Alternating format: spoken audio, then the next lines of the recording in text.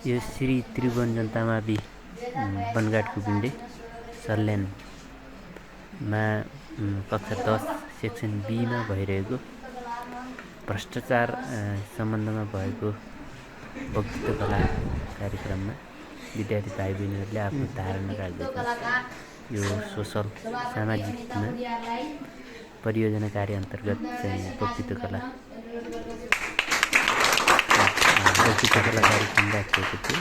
अनि विद्यार्थी भाइ बहिनीहरूले एकदम उत्साहजनकका साथमा आफ्नो बनाएर राख्नु भएको छ।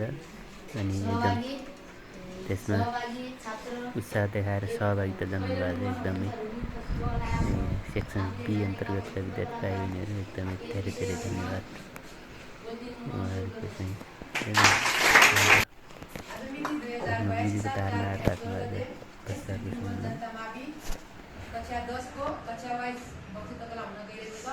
यस वक्तृत्व कलामा भाग लिन पाउँदा हृदयदेखि नै खुसी व्यक्त गर्न चाहन्छु। यस वक्तृत्व कलाका सभाध्यक्ष प्रमुख अतिथि पूजनीय गुरु मेरा प्रतिस्पर्धी तथा अन्य मित्रहरूलाई मेरो तर्फबाट सर्वप्रथम नमस्कार।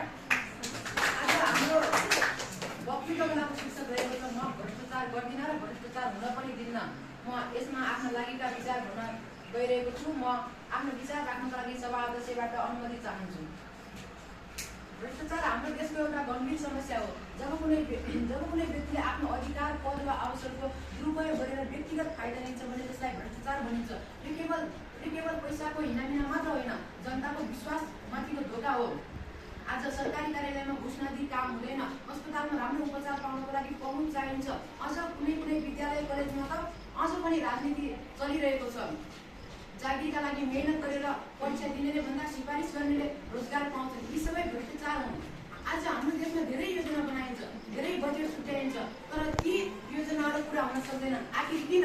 किनकि पैसाको दुरुपयोग गरिन्छ। नातावादी र पहुँच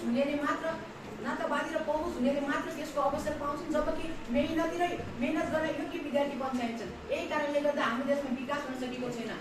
हामी विद्यार्थी अहिले हेर्दा सानो देखिए तापनि भोलिका राष्ट्र निर्माता हौँ। हामीले अहिलेदेखि नै सच्चा, इमान्दार र निष्ठावान बन्ने सङ्कल्प गर्छौँ भने भोलि हाम्रो देशलाई भ्रष्टाचार मुक्त बनाउन सक्छौँ।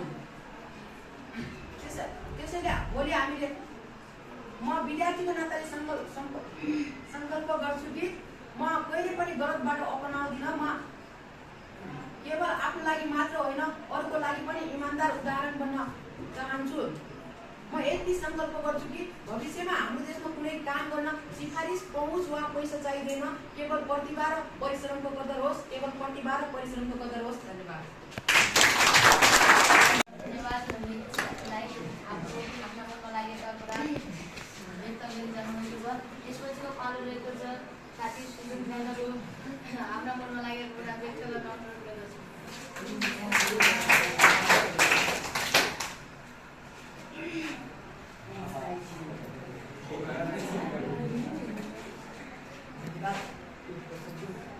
यस कार्यक्रमका सभापति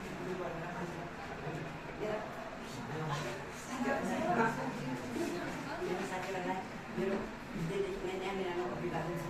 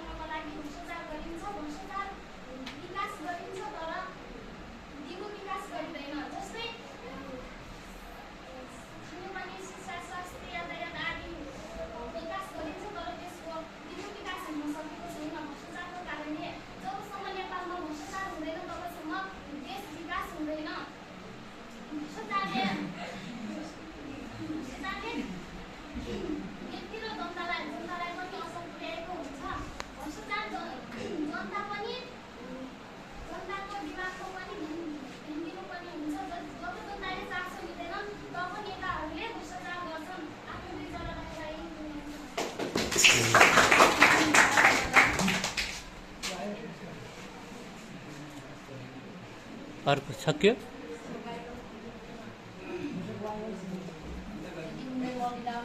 यस कार्यक्रमका सभापतिलाई यस कार्यक्रम अन्त्य गरिदिनको लागि अनुरोध गर्दछु। आज वक्तृत्व कला कार्यक्रम सामाजिक विकास भ्रष्टाचार अब आजको कार्यक्रम यहाँ सभामा स्वास्थ्य कार्यक्रम